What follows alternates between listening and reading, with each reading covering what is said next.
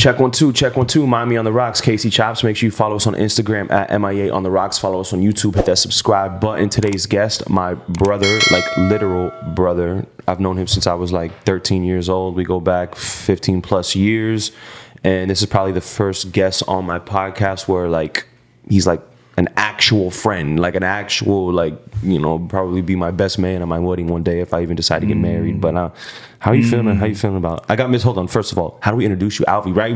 Because we grew up Danny, but then now it's like we're older now, and do we go to with Alvey, the real government? Well, you know what's funny? It's like it kind of depends on which region you find me in, which name they call me by. So like whenever I come back to Broward, most people, because I grew up here, know me as Danny. Or if you know me from my DC days, it's Danny.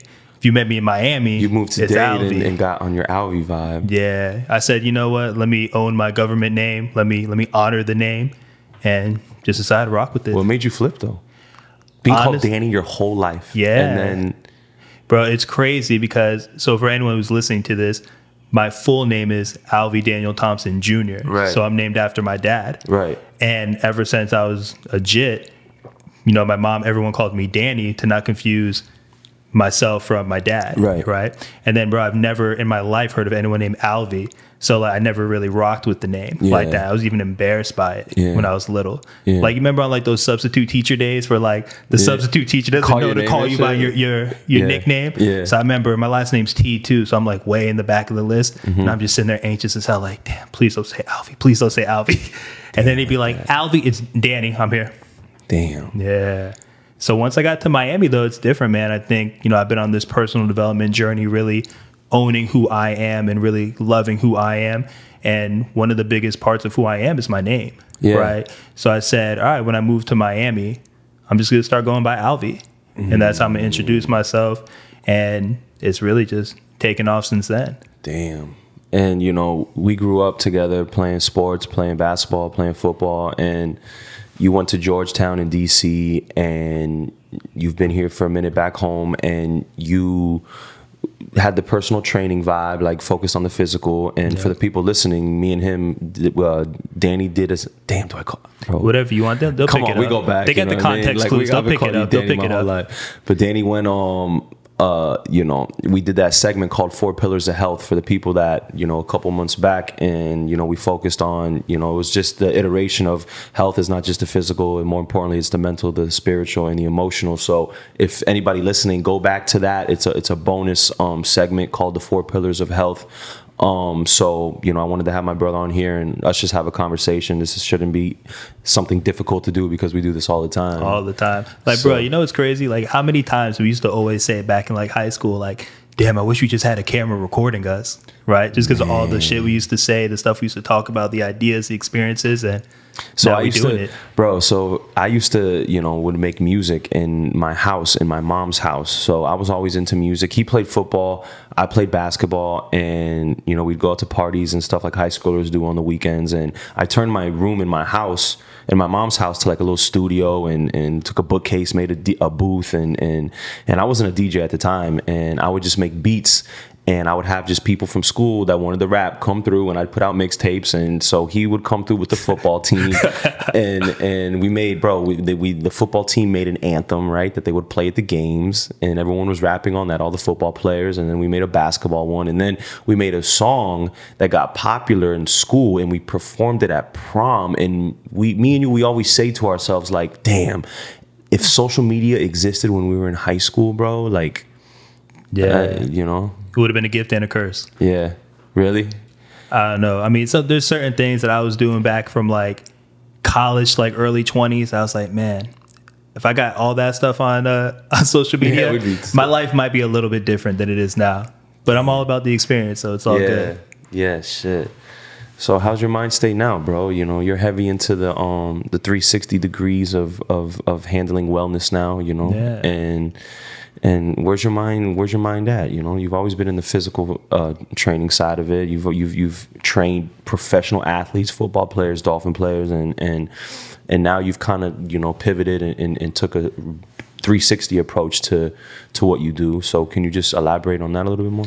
Yeah, man. I mean, what comes up for me when you ask that is that like now my focus is personal mastery. Like I look at my own life and I say, okay, how can I master these different pillars of my life, whether it's from a health aspect, right? And when we talk about health, the physical, the mental, the emotional, the spiritual, also from a career and finance standpoint, for my personal relationships, my friends and family relationships, my relationship with myself, my community involvement, my leisure time, like essentially how can I make all parts of my life thrive?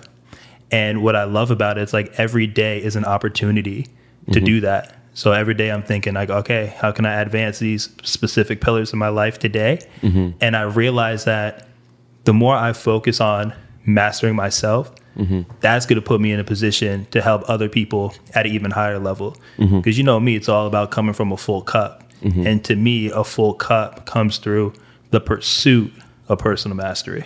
And for the people listening that don't understand what you mean by full cup, like basically filling your cup up first, making sure you're good before you can serve others. Exactly. You know, we come up in this world where, you know, whether it's based off of, you know, pop culture or religion or school, different things, we're kind of taught like, okay, you got to help everybody else first.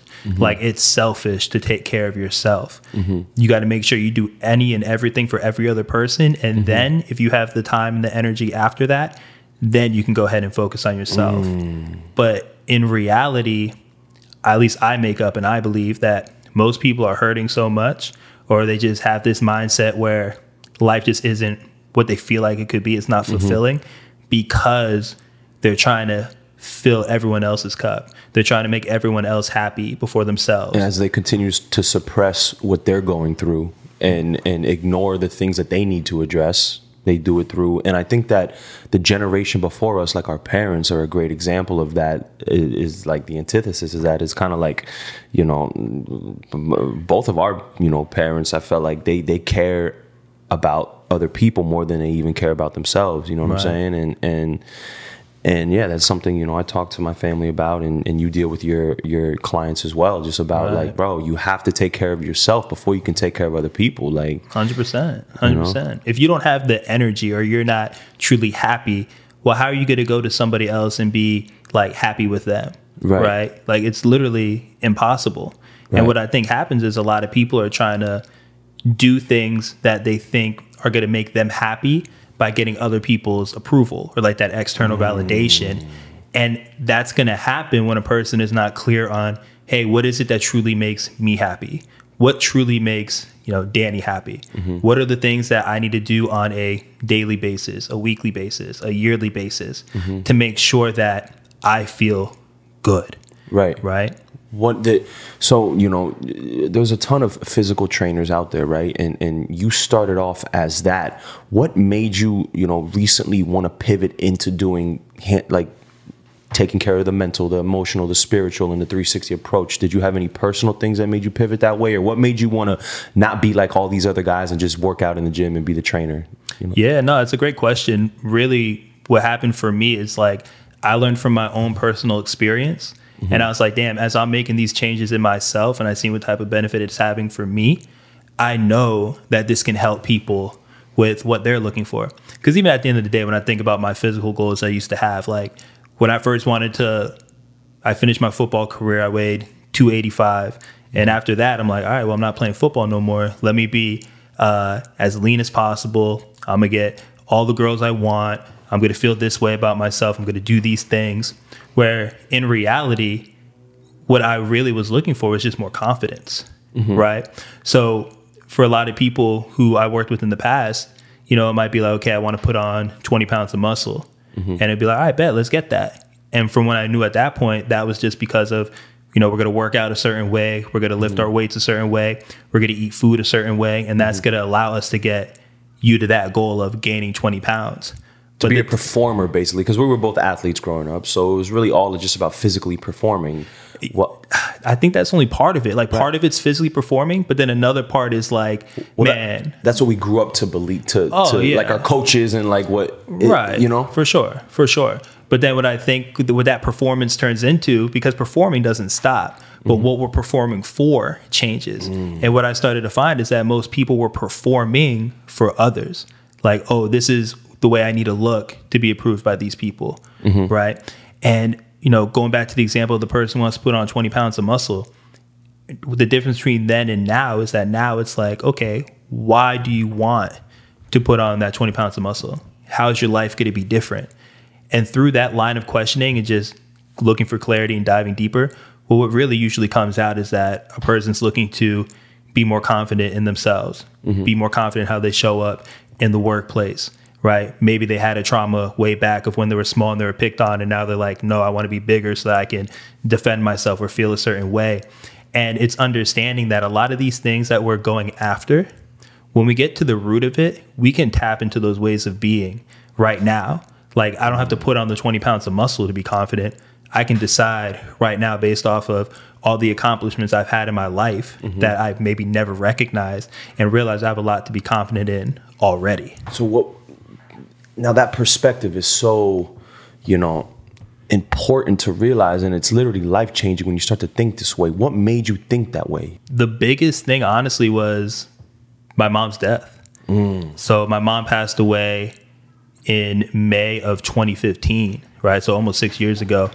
And what I learned through that experience was, like, at that time, the way I did my work with people, it's like, I knew how to help you get physically more fit. I was a nutrition coach because I changed the way I ate. So I was like, I can help you change the way you eat and have you show up better in that way. But what I was missing before my mom died was this skill set of truly meeting somebody where they're at. And that also includes meeting myself where I was at, right? So my mom passed away because she had a lot of the Western lifestyle diseases we see today. She was type 2 diabetic. She was obese. She had high blood pressure. She had standard American diet. Yeah, standard American diet. But also, like, the standard American diet oftentimes includes, like, the opioid medications that get overprescribed and, like, overabused. She had a very fixed mindset, right? What I see in a lot of people, meaning they don't think they can change their current situation. And also, like, a big victim mentality. Like, all of these things are happening to me because of something else, someone else, you name it, right? Outside. So I know what has, sorry to interrupt you, but what happens as well with our parents' generation is that our generation is getting so much new information, disproving the things that our parents' generation thought were correct. You know what I'm saying? And a lot of times they're not willing to accept or change that. Hey, mom, maybe, like, milk isn't good for you. You know what I mean? Right, like, why were we drinking? Maybe milk is not good for your bones. Maybe the TV was just telling you that to sell fucking milk. You know what I mean? Right, like, of course. So our parents' generation wasn't necessarily so open to, like, changing the things that they grew up on, No, for sure. And that's the thing too. It's like, at the end of the day, I'm a firm believer that, again, and I learned this from my mom's death, that I can't help anyone change who doesn't want to already change themselves, right? So that's part of the aspect of meeting somebody where they're at. So essentially, my mom went and she had gastric bypass surgery years before. And for those of you who don't know what that is, they essentially staple your stomach so it gets real small so that you can't eat as much food. And then over time, that's just going to naturally have you, well, not naturally, it's going to have you lose a bunch of weight because you're simply not able to get the same amount of calories in. So my mom got that surgery. She ended up losing weight over time. But because it happens in such an unnatural way, your body has all this excess skin. And typically after somebody has that type of surgery and they lose the weight, they go and they get a cosmetic surgery to get all the excess skin removed, heightened, all of that. Now, because my mom was so unhealthy, all of the Western lifestyle disease we just talked about, she wasn't a healthy enough candidate to get that surgery. But for those of y'all who didn't know my mom doesn't take no for an answer, right? So she kept talking to other doctors, other hospitals, trying to find a way to get this surgery done. And eventually she found a doctor who said, hey, Vicky, you have a hernia. And in order for me to fix that hernia, I'm going to have to remove all of the skin around your midsection. So to my mom, that's like, great. That's exactly what she wanted. Did she have a hernia or was the doctor? Yeah, she had a hernia. I mean, well, I don't know. But right. That's what the claim was. That's what they said. And I'm sure she did have a hernia, right? Like, that's fine. So, and again, with the hernia, like, you can live with that, right? And that in itself is a very simple surgery. So the day before my mom was set to have the surgery, I was at her house. and we're having a conversation. And during the conversation, she starts saying like, hey, like I'm kind of having second thoughts. I don't know if I want to go through with the surgery. And at that point, I'm like, perfect. Like, don't do it. You don't need it. Like, we'll figure this out. Because, at that point, I've been, a certified personal trainer, a sports performance coach, and a nutrition coach for like 3 years, right? So in my head, I was like, oh, I already know what we can do to quote unquote fix you. Right. So eventually my mom's like, no, I'm still going to have the surgery.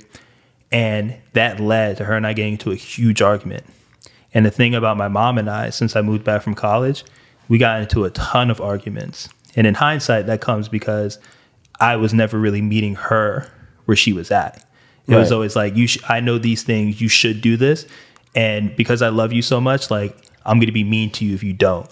Right. And all that shit was ineffective. And that situation not unique to you. I think we all have those type of issues with our parents, where the love is so strong there that it turns into, anger, like you said. 100%. I mean, I that's something I work with people with so much now, is to your exact point, understanding that it takes so much more presence and awareness to have a high level of compassion for the people closest to you, like parents and loved ones, right? Like, it's very easy for, like, if it's like my friend, for me to have a little bit more compassion. If it's a stranger, to be like, oh, like, nah, like, you'll be okay, this, that, the other.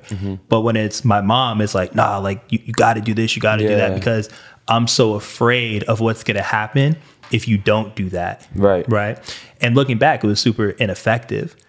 So long story short, that argument that my mom and I had was literally the last conversation I ever had with my mom. She went in, got the surgery, came out of the surgery, and within that, coming out of it, she was calling a couple people, and when she was talking to them, she was complaining that she was feeling like short of breath, like she could never quite catch her breath. And very shortly after that, she went into this episode where she couldn't breathe. So the hospital induced her into a coma and transferred her to another facility. And my mom was in that coma for over 12 weeks. And eventually she slowly died. And it was literally like right after her death, like I had so much shame, so much guilt, really around like, damn, like. Because of that was the last conversation you had? Yeah, I mean, that's one part of it. That last conversation I had with her, just like how much like we would always like argue and how like mean I was to her. And honestly, like, as I can look back in hindsight and see, I could tell I had a lot of conditional love for my mom at that point. And it's interesting because we hear this concept of unconditional love. Like, I love this person no matter what. But what I was actually doing was telling my mom, like, hey, I'm not loving you unless you exercise like this, unless you go eat like this, unless you go do these things for yourself, right? And at the moment, I wasn't thinking it was that. But in hindsight, I could see that. And I think that's something that goes on in this world today with a lot of people where, like, yeah, they say that they love somebody or that they even unconditionally love somebody. But in reality, the way that the interaction actually goes, or the multiple interactions, it's like, okay, like, I'm going to be nice to you when you're doing these things. But if you're not doing these things, then like, I'm going to act shitty towards you, or I'm going to withdraw from you and you're not going to hear from me. That's crazy that you say that, bro. Because like, for example, my sister, I was on her ass for years and years and years about please exercise, please work out. It'll be amazing for your mental. It'll be da-da-da-da. And I would be on her, and it wasn't like hate or it wasn't, hostility to her, but I would really be trying to drill it to her. Like, yo, go work out, spend the time. It'll be good for your body. It'll be good for you. And then years pass and she finally starts to work out, and I shower her with compliments, like how proud I am of you working out. But in hindsight, I should have always been showering her with compliments. Right. You know what I'm saying? Of course. So it's like, I feel where you're coming from, bro. Like as much as it could anger you, unconditional love is showing that love even when you don't feel like showing that love. Right. Because of our own expectations on what this other person should be doing, where in reality, like, it's that person's life. Like, that person gets to do what they say that they want to do for themselves. What I think is tough is that when we see someone self-sabotaging, it's like we want to shake that person, be like, yo, like, you're doing these things. How can you not see it? But in reality, if that person doesn't truly want to change, now all I'm doing is crushing my own peace. Right. Because I'm so worried about that thing that I truly have no control over. Right. And it's such a yin and a yang, because it takes something like trauma or like a death to really like, that was the enlightenment for you. Like that literally changes your whole path of like how your life changes at that point. And it took that for you to really, you know, pivot and make a, you know, 180 and go a completely different route. So that happens. And how do you deal with that trauma, first of all, when it happens? Are you looking to educate yourself on how to deal with it? Or are you just kind of going through the motions as it comes? Or like, put me in that time for you in 2016, like a year after it happens. Like, what are you? Yeah. So, well, I'll say this, like right after it, when it happened, you know, like I believe most men are kind of taught, bro, I was just super stoic about it. Like I took all those emotions, I shoved them down. Like I don't know if you remember how it was after my mom passed away, but like I was having regular conversations with people right after. I was hanging out after. I would talk about it very matter-of-factly. And in reality, like I was feeling crushed, right? And it was one of those things where, because I wasn't secure in, you know, what it is supposed to mean to be a man, right? And not be able to show emotion or express emotions, I would just shove all that stuff down. And then when it's me by myself and I'm at home, well, then I'll spend that hour like crying and releasing it and getting that energy out. And what I realized when we fast forward a year later, man, I just took a deep dive into personal development. So one of the first things I did is that I took a life coaching certification through the Human Potential Institute. And it's a year-long program. And it's so funny because within that program, not only are you learning all of these different skills around active listening, around compassion, around emotional intelligence, around, you know, how to better eat, how to better sleep, how to better take care of yourself overall, you're actually practicing it and getting coached by others. So it was interesting, like, you know, during that same time when my mom passed away, that's when I was still getting like really learning about like nutrition and how to like properly eat. And as I was doing all these things for myself, I started realizing like, damn, this is making a huge difference in my life. And like, I would just try to share it with everybody. Like, bro, it was crazy. When I first learned how to like eat differently and I look back at it, I was trying to put everybody on that thing like it was a religion. I was like knocking on your door like, hey, have you heard about the power of organic food today? Like, you know what I'm saying? It's like, it wasn't that bad, but it was that bad. Yeah, and, you was eating like organic fucking, you was drinking, I mean, you still like boil your water and shit, right? Yeah, you know, we got the AquaTrue filter, but that's a different story. Talk your shit. But you know, I say all that to say like, man, when I was going through these changes and not a lot of the people around me were, I had a time where I felt very alone in it. Where I was like, all right, like, am I wilding? Am I doing too much? Like, is the shit I'm about like weird? Because no one else is about these things. And it wasn't until I joined that coaching certification where I realized like, wow, this is a community of people who are just like me. And because of that, that actually gave me the courage to like open up and like really talk about things that were going on. Because really all coaching is helping people get very clear on where it is that they want to go, where they're currently at, and what's getting in the way, right? And there's so much that goes into that, like what's getting in the way part, but most people don't want to talk about it. So through that process, I got to talk about those things. And as I started to talk about it, as I started, you know, eating better and just focusing on like my mental and emotional and spiritual health. No, that's what I was going to ask you. Is things got better. At this time, you know, dealing, you know, after your mom's death, and you going to this certification program, are you learning the emotional side of it, like how to deal with your emotions and the stop suppressing it and things like that? Right. So like one part, like huge things that I learned from there, like one, the power of meditation, right? So like that was a practice that I started in, you know, 2015, late 2015, early 2016, and I've been doing now daily for over 5 years. But I learned it then, and that practice of sitting still, focusing on my breath allows me to really feel when I do have a shift and like, oh, I am getting angry. Okay. Now I have the tools to actually catch it and now make a different choice. Or, oh, okay, I am feeling sad. Okay. Like what happened, what values getting impeded on. Bro, I agree with you, bro. Meditation is the biggest tool you can have for life. Like, it gives you that buffer time between boom,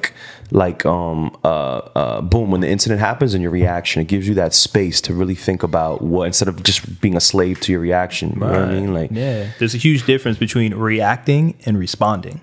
Right, like reacting is that like subconscious, something happens, boom, and I just quickly, someone cut you off on the street and you're fucking flipping them the bird, trying to cut them off, going crazy. Right, it's all that. That's reacting. Versus responding is like someone says something, like someone could say something crazy to me, Casey, and like depending on who it is, but like more times than not, it's like I'll hear it and like I might get triggered in that second, but I'll catch myself get triggered, and then I can.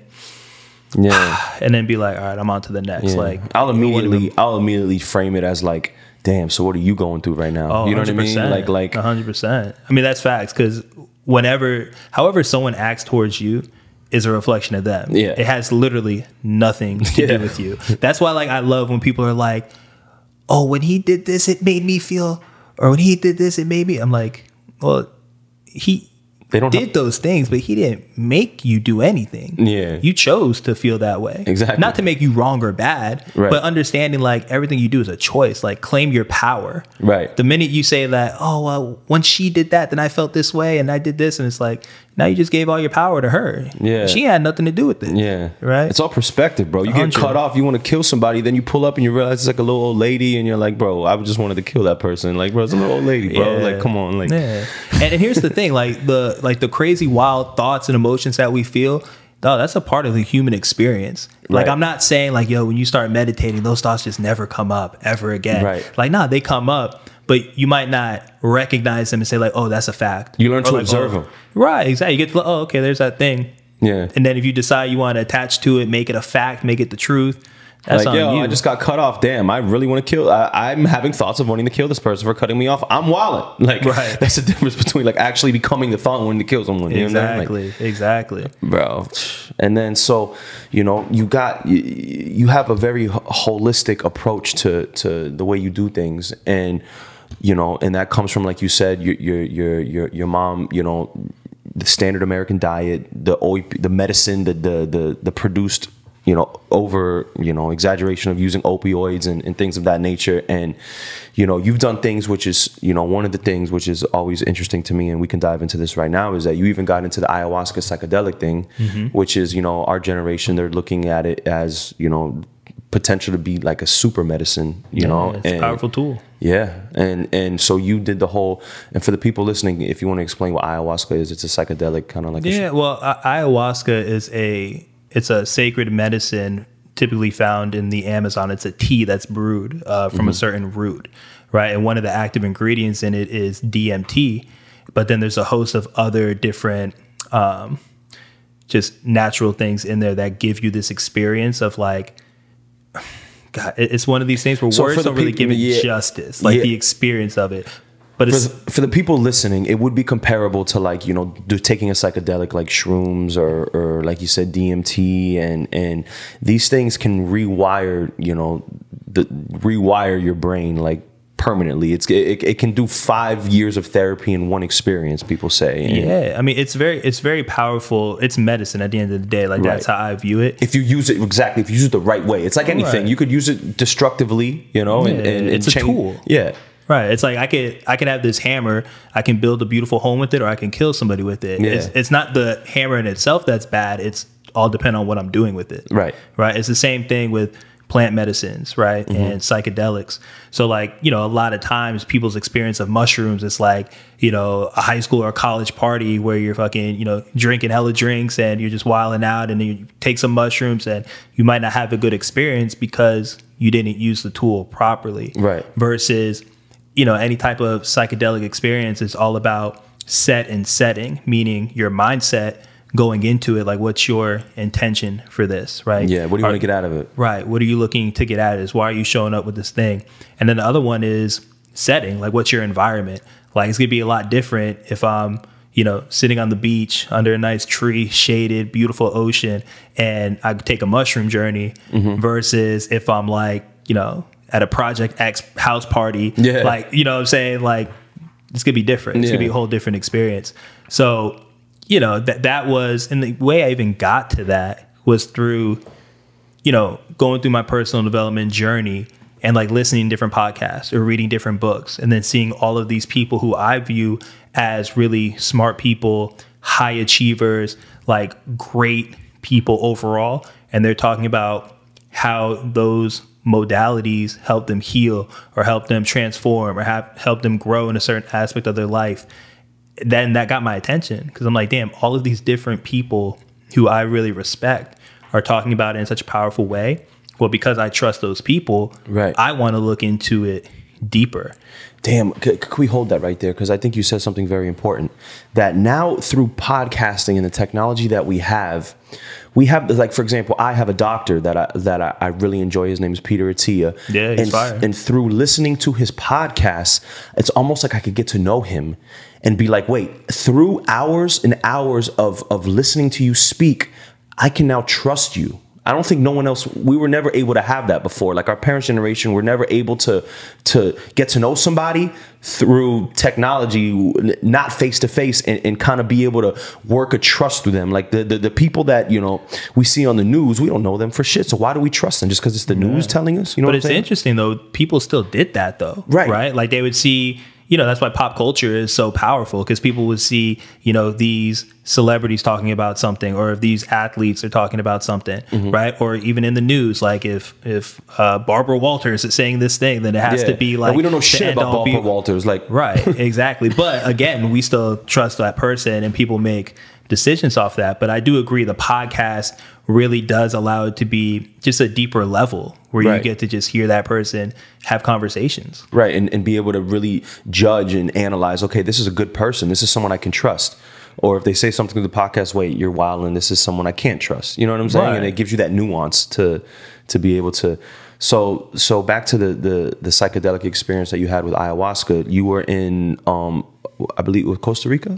No, so the first time I did it I was 29, and this was in Austin, Texas. Oh, okay. Yeah, so this was Austin with an amazing group. And, you know, this was after I had already had a few mushroom journeys, which were just unbelievable. And like, I felt like provided a huge shift, took me to another level. So this is coming, Danny has done, you know, has had multiple psychedelic experiences. I haven't had one, you're right. So I'm always very inquisitive and curious on, you know, and you haven't had any, you would say, negative experiences with it, have you? Or well, first I'll say no, but then what I'll also say too is just, how do we characterize a negative experience? And what I mean by that is that, you know, I've been in these settings, especially with ayahuasca, where, you know, a person would have what was quote unquote like a rough night, right? Or like they felt like they struggled, or they went through something really tough, right? And even after that, there's a huge learning lesson there. Right, because here's the thing about, they say there's not bad experiences, only challenging experiences. Like, it could be challenging, but when I say like it's not bad, because there's always something that can be learned from it. It's again when you were saying earlier about perspective, right? So a lot of times when people do have quote unquote bad experiences or negative experiences, it's because this medicine, the way it works is, if you allow it to come in, it's going to show you something that you've probably been like shoving down for a long time. So imagine if you're a person and this thing pops up and it's like, damn, I've been shoving that down for 20 years. I don't want to see that shit. So you're in this experience, you're trying to make it go away, but it doesn't go away. It stays there because the medicine is there to show you this thing and give you really empower you to work through it because it has that ability. But what happens is people who fight it, those are the ones who say that they have like a tough experience, right? That's one way.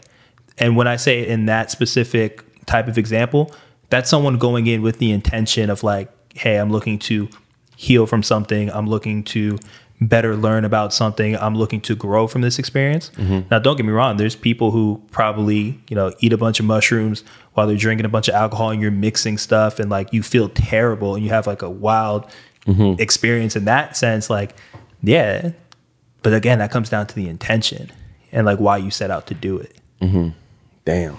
So, and your first experience was in Austin, Texas, and then you did it in, the second one was in Costa Rica? Or? So I've had 3 multiple day experiences. So the first time was 3 nights in Austin. The second time was another 3 nights in Austin. And then the most recent one was back this past November 2020, a week-long experience. Well, the medicine was 5 nights in a row. Because I've always heard that you go to, where was it? You said Costa Rica? In Costa Rica. What were the differences like between doing it in Austin? Because an ayahuasca experience in Austin doesn't seem, because it is from the Amazon. It's from, did you have it like a shaman? And was it more of with the shaman. Oh, so it didn't feel like a Western, no, not at all. Not at all. And don't get me wrong, that does exist, right? Where people do it like that. But my experiences were always with experienced shamans who I vetted out. They vetted me out to make sure that I can, that I'm in the right space to, take on this type of journey. And it's very professional, traditional, and safe. Those were like the first 2. The last one I did, ironically, it's in Costa Rica, but this dude, his name is Gerard Powell, right? He's the owner of Rhythmia. Anyone listening, check out Rhythmia. It's an amazing place. But what this guy did is he created a space where people can take an ayahuasca journey at like a luxury 5-star resort type of thing, right? So like this, it's very comfortable. Like here's the thing. A lot of people think if you want to take ayahuasca, you got to be like out in the Amazon, in the jungle, big ass mosquitoes, humid as hell, you're hot. Like it's what, like it can be that. And for a lot of people, it's that. It doesn't have to be that, right? Okay. So like the reason why Jerry made this type of place, because he didn't want people who did desire to heal through this type of medicine not come because they thought it was going to be an uncomfortable place physically. Got you. Right. So I say all that to say that you can find all different types of settings. Like that setting I did it with another 60 something people. My first 2 was with a group of like 20. Right. So those experiences for me were very different experiences, yet they were all like transcending experiences. So out of those 3 experiences that you had, did one stick out to you like as the most impactful? No, off the top of my head, no. Only because, man, like every single night, every single time is like its own unique experience. Because here's the thing. I go into those things now, not really with an expectation of like what's going to happen. Because at the end of the day, I don't know what it's going to be like. But at the end of the day, I know I'm safe. Right. Right. Because let's be clear, there's absolute, like, psychedelics are very healthy for you physically. I mean, not healthy, but I'm saying there's nothing wrong with an aspirin. You have more of a risk of a health complication happening with an aspirin than you do a psychedelic. Overall, yes, but there are certain people or like certain populations where, like, if someone doesn't know they're like borderline, literally like schizophrenic is the thing. If someone's borderline schizophrenic and then they have a psychedelic experience, it can actually push them over the edge, right? So that's why it's still important to, get checked out. And if you're going with the right group, they have questions and policies and things in place to ensure that you are capable and able to go through that process. But yeah, I mean, it's one of those things where like a lot of these things are like ancient modalities that have been used for thousands of years by like our ancestors way back. They say that, we're getting a little deep here, but they say, psychedelic is a main part of religion as well. Like there's a lot of, when you look at those paintings in churches, like we're in the, what is it called on the glass? What are those called? Oh, I know you're talking about like the murals or whatever. Yeah. In the churches, a lot of them have mushrooms in them in those paintings. And they say these people that have, there's theories where these people that see God and they say that those are psychedelic experiences. Yeah. Like even that was a big thing. Like, yeah.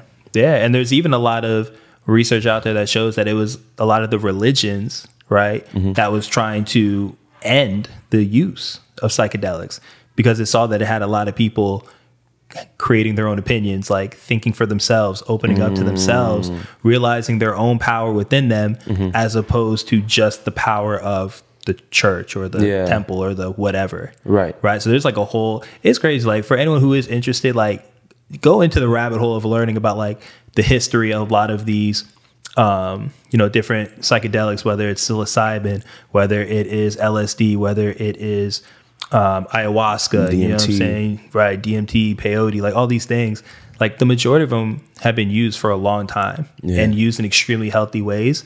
And then just like anything, if someone's taking it and they're not taking it in the right way, or even if they have the best intentions, but someone gave them something that's not actually what they thought it was, right? Just like what we see with like recreational drugs all the time, right? People cutting stuff or saying it's one thing and it's something else. Like there's so many times where like that can happen. And that's why it's so important to do your research, like vet out whoever it is that you're going to be working with. Right. You know what I'm saying? That's what's amazing about the internet, people. Like this is a new luxury that we have that, I mean, fairly new, that you can just research and we're curious. You know what I realize about myself? Anything that pops in my head, like, because I have questions that pop into my head randomly, like, damn, like, why is it that I'll go right to Google and look it up? If you look at my Google history, a lot of it is just questions that I have, like, just to educate myself on certain things, you know? Yeah, for sure. So out of those three experiences, is there any change in the way you maneuver in life today based off those experiences that made you change? 1,000%. I mean, going back to my first ayahuasca experience, that's when I was 29. My mom passed away when I was 25. That's what literally helped me heal my relationship with my mom. And then also 4 years later. 4 years later. Yeah. And also the relationship with myself. Like, bro, like my company, my brand is You Can Too. And the reason why I named it You Can Too in the beginning is because of how many times I heard my mom say, I can't. Right. And it's crazy. Like after my mom passed away, I literally helped hundreds of different people reach very specific goals that they had for themselves and help them level up. But to me, in my head, I always ran this story of, oh, it doesn't matter how many people I help because I wasn't able to help my mom. So even as I was doing all this great work, it was still coming from this really negative energy, right? And it wasn't until literally the first night I had ayahuasca, I'm laying on my mat, a beautiful Icaro, which is a song, was being sung, and I was like wrapped up in my blanket, and I literally could feel like I was like back in my mom's womb. Like I felt like I was I felt like I was a baby in the womb. And then I just started thinking about and literally remembering all of these beautiful moments of how my mom did everything for me, was always a person of service, always had my back, and like literally just taking me back to like very vivid memories of like the t-ball games, like the basketball games, like just dropping me off at town center, you know what I'm saying? Like just all of these things. And I'm just like, oh my God. And what I realized is I get my love for service and to truly like help other people. I get that from my mom. Now, what I also get from my mom, and I realized through the way she lived her life, is that the only way I can truly give is to give to myself first and to fill my own cup. Because my mom never filled up her own cup first. She was doing everything she could for me, for my brother, for my dad, for different family members, for different friends, donating to random causes. Yet she didn't have enough money to like pay all her bills. Right. Or like, man, we had so many fights as an adult because I realized how much my mom would spend money that she didn't have. Right. For things that literally had nothing to do with her. But then I started to realize after, like, no, she gets that, or she does that because she only feels fulfilled or thinks she feels fulfilled by external validation, by having other people say thank you, right? By having other people feel like they have like some type of like need for her, right? But because she wasn't giving to herself, she was always searching for that outside validation. And I think that's something I see all the time in life where people like, I think a big thing on social media, right? Like so many people's validation is based off of how many likes they got, how many comments, how many shares, where like even before that, there's so many things where it's like outside of myself. Like, okay, if I get this car, then I'm gonna have these girls. Yeah. You know what I'm saying? Things like that. Do you think that can be productive for you? Because I try to like relate what you're saying to me.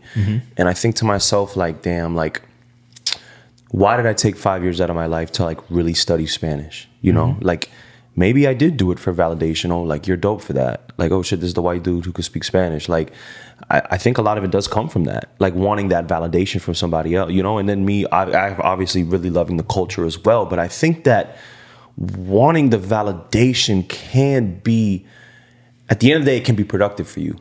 It might not be the right method, but it can serve you well, if that makes sense. Like, yeah, well, I think it can definitely serve somebody, but I think it's a difference between, or there's a distinction between it serving you and it running you, right? So what I mean by that is, yeah, I think it's great to have external validation, but my value of myself, or what fills my cup or makes me feel good, can't only come from that, right? Right. So like if 90% of what makes me feel good is all the stuff that's in my control, and then 10% is stuff I'm getting from the outside, and that's working for me, then great.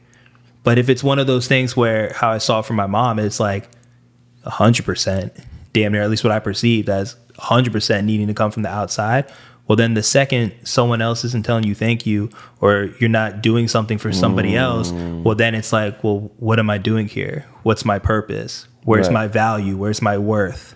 Right. You know what I mean? Yeah. So like, and bro, like, you know me, I only say I know what's right for me. Right. And even in my work, it's helping people find what's right for them. Right. Because I don't tell my clients like, hey, you're supposed to do this. You're supposed to live your life this way. You're supposed to live, because that's what I tried with my mom. Right. And I realized it didn't work. Right. And that's where the flip of like really meeting someone where they're at comes. So it's helping people understand like, yo, the things that you're doing, are you truly doing it for you? Right. Like, yeah, I think like, you know, when you relate it personally to me, like there's layer. I mean, I think this is not unique to me. This applies to everybody, but there's layers to me to where, you know, I feel like, damn, I'm not good enough. You know what I'm saying? But I've always been able to frame it in a way to like be dope, then be the dude who knows Spanish, be the dude. And I find ways to flip it and turn it into motivation. You know what I'm saying? But it does stem from not feeling like you're good enough. You know what I'm saying? Like, I hear what you're saying. And what I would say to that is, if it's working for you, then great. Keep doing it. But in the ways that I see it, for just in my experience with people I worked with, is that it's not going to be sustainable if we're always coming from this place of like, man, I'm not good enough. I'm not smart enough. I'm not beautiful enough. Like, we'll come back to like the body, because I think it's something a lot of people can relate to. A lot of people's self-worth is based off of like the way their body looks, right?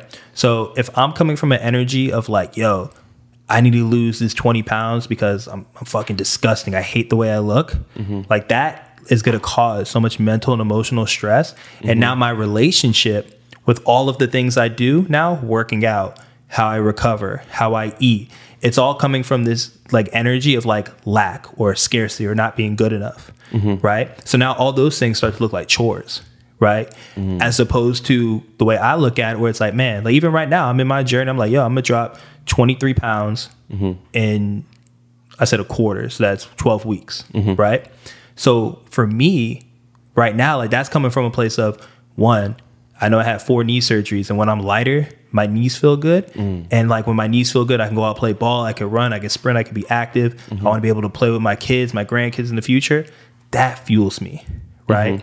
When I'm like, damn, I know my body's my temple, right? So like, yo, I want my temple to be as optimized as possible. So that encourages me to go do all these things from a place of love and from a place of like, man, I'm excited to go do this, as opposed to this being like, damn, like if I don't do this, then I'm terrible. Worthless. I'm worthless. Exactly. Yeah. Yeah, man. It's crazy. Life is crazy because like I've had one of my idols basically tell me, yo, you're not good enough. Like he's not good enough. Right. And like, thank God I'm the type of person that can find a way to frame it and make it work for me. Like, yo, use this as motivation to be good enough, or or that's just how he feels, even though that's someone you respect, but work to I'm just glad I'm able to have that type of will to be able to frame it in a way and not just get depressed and let it destroy me and let it and dwell on the negativity in it. And it's really all how you frame anything. Like, I hate to say it, but like I can find a way to frame any, like a death. I can find a way to frame a death into something positive, because that's what's best for us to do, health-wise for us, you know, like it can be, yeah, you know, like there's a way to frame, and perspective is everything. So You know, I think framing things is important. Like, where'd you learn that? Because that's not something like, you know, we don't get to like 6th grade and be like, all right, today's class, we're going to teach you all about emotional intelligence and how to frame this better. Sam Harris, man. Yeah. Sam Harris is somebody like, you got, for me, there's like 3 people that really like, I would say, bro, changed my life and the way I look at shit. Peter Attia, when it comes to like the physical and the body and nutrition and things of that nature. Sam Harris, neurologist, neuroscientist, when it comes to the mental. And you know, and then you have just people like, you know, Tim Ferriss, who are just well-rounded and all those type of things. And for sure. And I mean, that's the importance of having mentors. Right. And you can have mentors through podcasts now. You know, they don't even know who you are. We don't even know each other. They don't know you. Right. But they're a mentor to you because you can listen to them speak for 3 hours a week. Like 100%. It's powerful, man. It's very powerful. And that's the thing too. It's like, just in the same way you can find all of those amazing people. Well, I guess we can say everyone's amazing, but finding those specific people online, there's also a host of millions of other people that you can find online that might not necessarily be serving you. Right? Like when I think about the saying, misery loves company, if I'm a miserable person and I want to go on and I want to listen to someone else be miserable and essentially talk about all the same things that I'm experiencing, so now I can feel right about it and justified, then I'm gonna go listen to that person. Right. Think about how many people do that. Right. And again, I'm not making that wrong or bad, but again, that's just what happens when we have another tool, the internet, right? Where it can be used for really effective and efficient things and other things that just dig people into a deeper hole. Yeah. Damn, I want to share like a story with you and see like your interpretation of it, because this happened to me literally last night. And I was at a club and I was with 2 friends. I'm not going to say any names. They're DJs. One of them was actually DJing and the other one was just there. And me and this other DJ whom I respect were talking in the booth. And he goes to me, Chopz, I want to, you know, talk to you about something. I'm like, what's up? He's like, bro, why are you so cocky? And I was like, what do you mean? Like, what? I've never heard like this before. Like, he's like, yeah, bro, like some of the DJs, they're saying like, yo, you're a little cocky. And I'm like, okay, let me ask you this. Like, am I kind to you? Like, have I done anything? Have I wronged you in any way? He's like, no. Okay. Am I the DJ who's even when I'm off, I'm going to other people's gigs and other clubs and showing love to them, and as soon as I get there, posting and yeah, you are that. Okay. Am I, you know, do I want what's best for everybody, and do I show like the passion through whether it's social media or whatever? He's like, yeah. I'm like, so these people that feel like I'm cocky, that's just how they feel, right? Like, yeah. So how I carry myself make you feel a way if I'm not directly being cocky is seeing you in the club and pretending I don't see you and looking at you sideways and not wanting to address you and not wanting to, or being kind to you or like talking down upon you, or like, so how can I be cocky? Like, so these people are offended in just the way I carry myself. You know what I mean? Like, and it was, I don't know, bro. It was a sentiment that like people did, like, I don't know. Yeah, I don't like the word cocky. I don't like the word because it triggered you, because it has nothing to do with our one-on-one relationship. Cocky is just the way I carry myself makes you feel a way. Because me and you, Danny, like we're the type like, and we've always been this way ever since childhood, right? And not everyone grew up like this. But if you say you're the best wellness coach in the game, right? You should feel that way. I should feel like I'm the best DJ in the game. So I feel like we've always had this dynamic to where if you say you're the best wellness coach in the game, I'm going to tell you, talk your shit, Danny. Right. You know what I'm saying? Like, but there's people who are going to be like, why are you being so cocky? You know, it's like a yin and a yang type thing. Like, and we come from hip hop where it's a little bit, you know, braggadocious and like but that's motivation. Like that should be like, I don't know. Yeah. I mean, the first thing that comes up to me, and I appreciate you sharing this, the first thing that comes up to me when you say this is, it's another reminder of how I have no control over what someone else thinks. Yeah. Literally, like, think about it. There's billions of people. Sorry to interrupt you, because no women have ever told me I'm cocky. Not to your face, at least. Right. No other person who's not a DJ. It's just a community of DJs think I'm cocky. Well, again, it's one of those things. Like, I think whenever there's a perceived competition involved, right? I think that's going to skew the way people look at things. But again, it comes down to perspective. Like, you will never have control over what someone thinks of you, right? Right. And I would say that it sounded like, in my experience of you just now, like the word cocky or being called cocky was triggering. Like you felt some type of way when you heard that. Right. I'm not saying for better or for worse, but you felt something, right? And then it started to have you think about that. Being called something is right. Of course. And think about it. Like we I think majority of us grew up with that whole like, don't call me out my name, bitch. Like, you know what I'm saying? So it's like, again, to me, what it comes down to is like, you'll have zero control over what that person said. But then to redirect it back to yourself, it's like, what was coming up for you from a values perspective as to why being called cocky bothered you? Because you talked about it. You're like, yo, every time I go to a gig, I show love, right? I'm always nice to people. I'm respectful. So cocky essentially impedes on those values. Right. I want to be clear. Like it doesn't bother me. It was just an accusation that I was trying to diffuse, like just trying to debate it, But that's why the word cocky is an interesting word to me, because can you be cocky if you're kind? Well, here's the thing, Chopz. There's probably every single person has their own definition of cocky.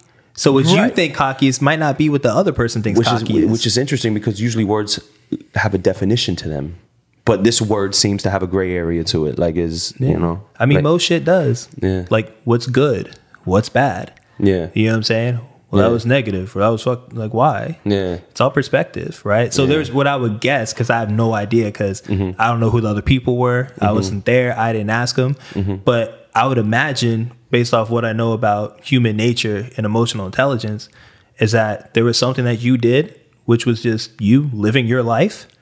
And they perceived it as something, and that made them uncomfortable or made them feel a way to be able to say maybe. I would say it made them feel some type of way. I don't know what that way was. Yeah. But it might have triggered something to be like, oh, he's cocky. Right. But again, it's like, you have no, like, this is where the protection of energy comes in. Because I would even say the thought of like even remembering the next day, like, damn, like that person called me cocky. That is a disruption in the energy. Yeah, debilitating in itself. Yeah, there's a disruption there. And I'm not saying you're bad for doing it or you're this or that. But to me, there's so many things like, and it took me a long time to get there. And don't get me wrong, there's still things where if someone said like, yo, Alvey's this, and I'm, what you mean? He doesn't know what he's talking about. Right. And then I get to catch myself and come back. But like, that's part of human nature. Like we're going to feel that way. And that's why the meditation is so important and, all those things. But at the end of the day, like, we can never control what someone else says about us, and whatever someone else says, like we said earlier, it's a reflection of them, right? Not you, right? But it's truly like embodying that, because even for me, it's easy to get lost into like, well, why the fuck you said that about me? How dare that person? Yeah. You know what I'm saying? Yeah. And then if I'm not careful, I'll go into my head of like, trying to justify why I'm not that wasting that energy on that pointless like rabbit hole of like trying to figure something out that's just an accusation by a rant, like, right. Well, I needed that therapy right there, right? I got you, dog. I'm just trying to put some that's good stuff. And here's the thing. I love that you're able to bring that to the table and actually talk about that in a way that's like, okay, I want to talk about this to better understand it, as opposed to oftentimes I find people, they want to talk about something and it's like, I'm right. They're wrong. Like, fuck that person. And it's like, it ain't got to be all that. I'm so open-minded, bro. Like, I don't know if you do this, man, but I like really put my body through like tests. Like, for example, like yesterday, I was like, damn, I'm driving and I'm like, I feel really good. Nice. Shout out to feeling good. Yeah, just like euphoric, like, like I'm sober, like I'm not high, I'm not drunk, I feel good. So then my mind goes like analyzing, like, what did I do like in this past 24 hours that may potentially I can duplicate to make me feel this good. So I'm going over what I ate, I'm going through exercise, I'm going through things of that nature. I'm like, damn, yesterday I did spend a really good amount of time in the sun, like, you know what I mean, and I could be wrong. But maybe that contributes to it. I didn't eat the best, but I did eat this. I did eat some vegetable. Okay, I was in the sun, eating vegetables. I did get a good night of sleep. Combined, maybe I just need to duplicate this. And I'm always running my body like through tests and these examinations. I'm gonna try working out later in the day and see what happens. And I think that's important for people to do, is always run your body through these tests and figure out what works for you. You know, absolutely. I mean, I'm a huge proponent of, you know, what gets tracked gets measured. You know what I'm saying? And once something gets measured, wait, that sounded hard, but what does it say? So what gets tracked gets measured, right? And what gets measured can turn into results. Okay. Right. So if you had that experience where you're like, damn, like I'm feeling myself, I'm euphoric, I'm feeling nice. Then, you know, human nature, and especially like when we talk about masculine energy, it's very much like logical. It's that like, okay, wait, I feel this way. Well, what did I do? Right. And then starting to go into that aspect of it. Well, that's what's great about paying attention. Right. That's one part. Or being mindful. Yeah. Being mindful. Be like, okay, I ate this way. I didn't do these drugs this time. I had this much sleep. I got this much sun. Like, okay, like let me test that and see if I feel that way again the next day. Like it's the real scientific method. Yeah, you know what I'm saying? Yeah. You built a hypothesis, you tested it out, you got your results, and then it's all right, let me do that a few more times. And then over time, if I realize I keep getting this result that's working for me, well, shit, maybe I should keep doing those things. Right. And the opposite's also true. Right. You know what I'm saying? If you keep sabotage, you keep doing all these things. Drinking every day and I'm feeling like shit, maybe I shouldn't be drinking as much. For sure. I keep dating these type of women and I don't know what it is, but I don't like any of these women. It's like, well, maybe you're the common denominator. Maybe you should do something different. And it's kind of wild for me to imagine, like, because the majority of people are like this. Like, maybe they feel like shit and they don't try to improve on, like, trying to figure out why they feel like shit, or they felt good and what can I do to feel better? You know what I'm saying? Like, exercise makes me feel good, so I'm gonna make sure I exercise. Like, I'm gonna dig deep and try to find out why I'm feeling like shit or why I'm feeling good and try to like do. But I guess some people are just not mindful and they just sit in that. This is just how I feel, I guess. And I mean, man, there's so many different combinations of it. But from what you're saying, what comes up for me is how, at the end of the day, like people have a certain level of comfort, right? And understand, like having comfort isn't necessarily comfortable, right? So they'll do these things. Wait, say okay. So having comfort. Right. Isn't really comfortable. Unpack that. Right. So what I mean by that is I could be doing something that I know is not good for me. Right. Like, all right, I probably shouldn't drink 3 glasses of wine a night. You know, I probably shouldn't eat donuts. You know, I should probably exercise more. You know, all the shoulds, right? Shoulds and shouldn'ts. But at the end of the day, it's not until a person hits one of two things: a big enough rock bottom, or they have such a big like dream or love or goal that they're actually going to change. So a person can be self-sabotaging for a long time and doing all these things that aren't serving them, yet it's not uncomfortable enough to actually do something, right? It's only when it becomes so uncomfortable. But wouldn't the thought of wanting to be more comfortable make them want to change? No, in my opinion, right? Like I could feel better. Like I'd love to feel better. So why? I mean, it would be great if it was that. See, here's the distinction between simple and easy. It is that simple. Like, oh, okay, like I want to do better. Yeah, I guess the change would be tangibly doing something better. It's very simple. It's not confusing. Right. But it's not easy because if a person's been doing this other thing for the last 5 years, right? For most people, it's not as easy. It's like, all right, today I'm gonna do it differently. Right. You know what I'm saying? And like for me, in my example, the only way like it took me to really like change and even focus on like my personal development at that level is because my mom died. Right? Like if my mom didn't die when she did, trauma's going to change.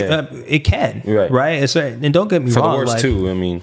Right. And here's the thing. A lot of people go through a lot of trauma and it doesn't change them until the trauma is big enough. Like, unfortunately, I've had people that I work with where the only reason they come to work with me is because, you know, their doctor said like, hey, if you don't change something, we're going to put you on this blood pressure medication. Or, hey, if you don't change this type of thing, like you're about to have diabetes, like you're pre-diabetic right now. And because they heard those things and those things were bad enough to them, they're like, well, fuck, I don't want to take these pills or I don't want to be diabetic. Now I'm going to change. Right. But there was clues probably years before that where they could have changed. But because they haven't you felt like shit and chose to ignore you feeling like shit or the signs that your body was giving you. Right. Your body's always talking to you. Your mind's always talking to you. Right. Even when we talk about anxiety and depression, like that's your mind and body talking to you. Maybe it comes down to that people don't realize that their body is talking to them. Oh, 100%. Maybe, yeah. People don't know what they don't know.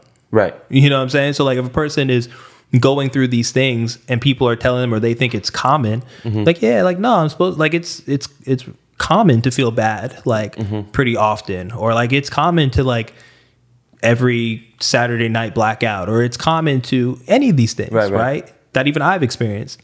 Because something's common doesn't mean it's normal. Right. Yet we act like it's normal. And we're just like, nah, I see it all around me. Everyone else is doing it. Like, it ain't that bad. Or the classic, like, well, shit, at least I don't have it bad as this guy. Yeah. You know what I'm saying? Yeah. And that's why the whole comparison thing is like, it's such a farce, right? Like, it's really focusing on ourselves. But, you know, I tell anybody, like, if you really want to make a change in your life, the first thing is you got to be super clear on why you want to change.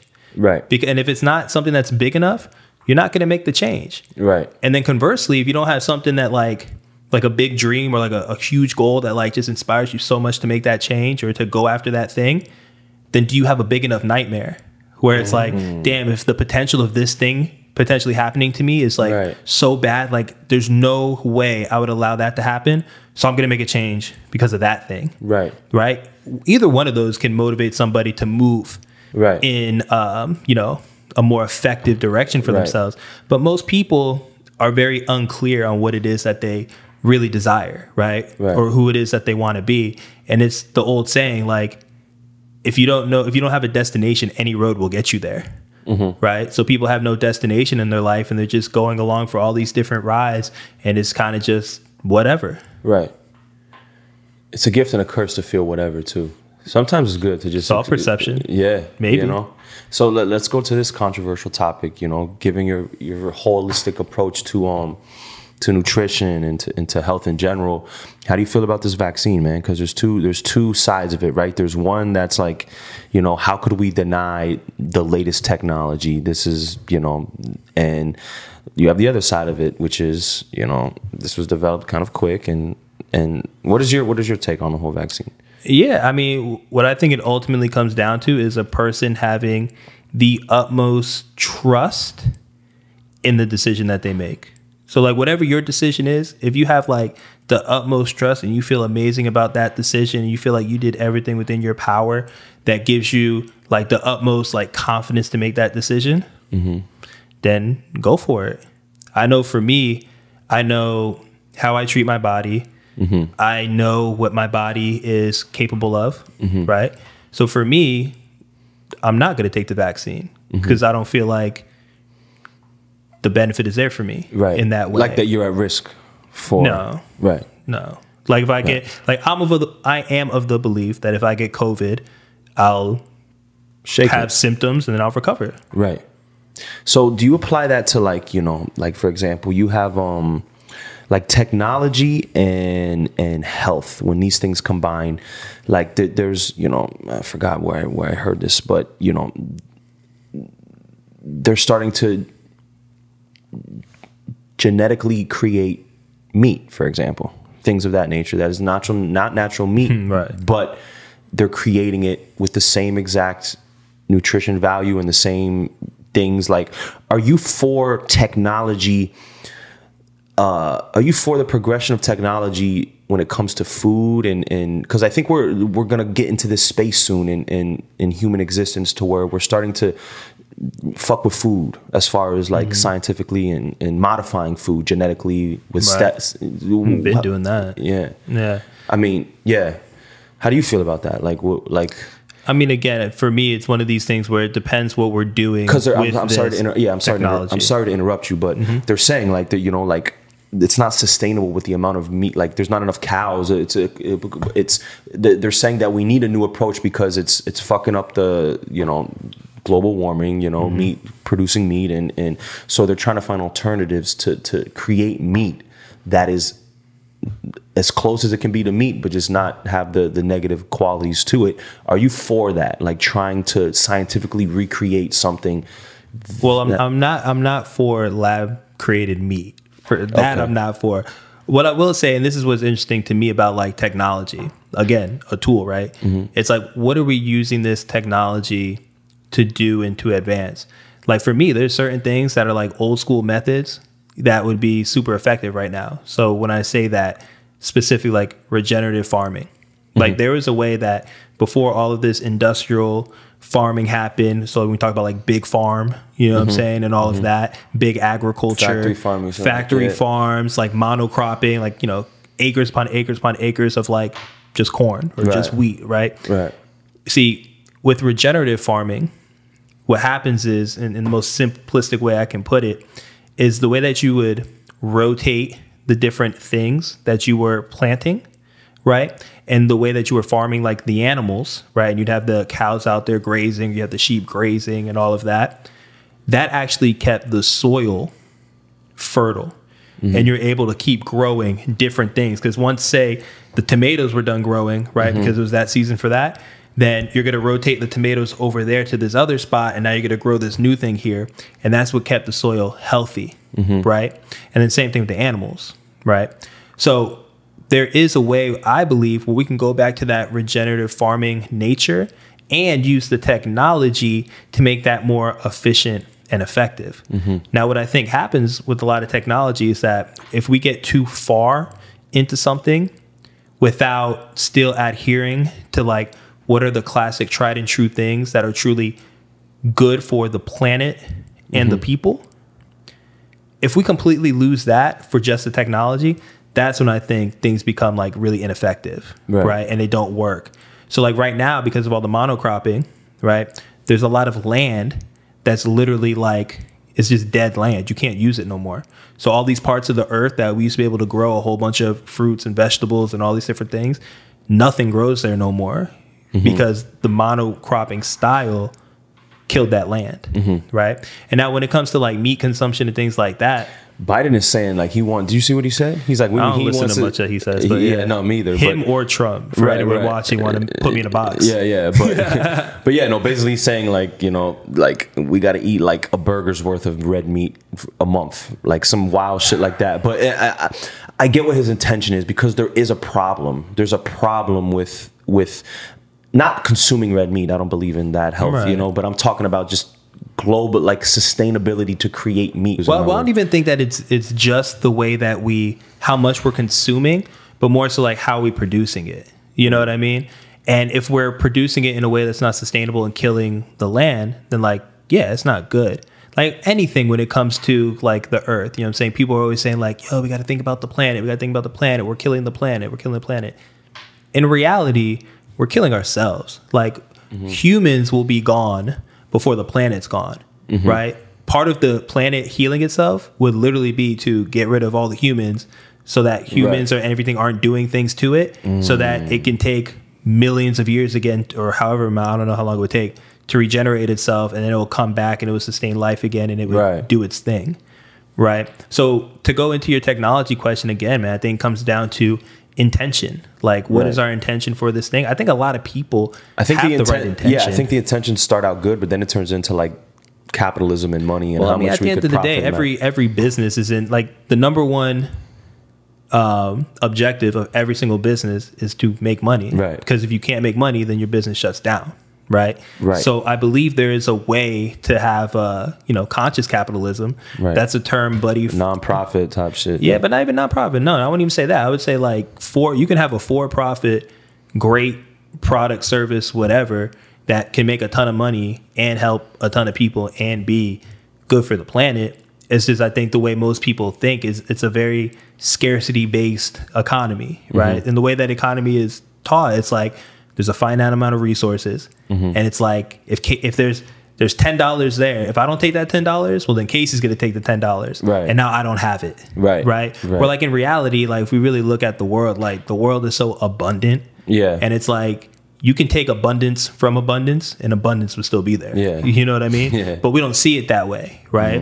You know, it's very much, even if I had to think about it in my scope of work, like, bruh, there's so many people out there who are unhealthy that, whether they get helped by me, whether they get helped by my boy Marty, by Brandon, you know what I'm saying, by Paul Check, by Matt, but like, you know, all these different people, that's amazing, because there's so many people that need that. And I know I can't work with everybody. Right. And even if I think about it in your type of work, like I can see it being tough where it's like, okay, I perceive it that there's only so many gigs every night in Miami and Broward in whatever specific spot.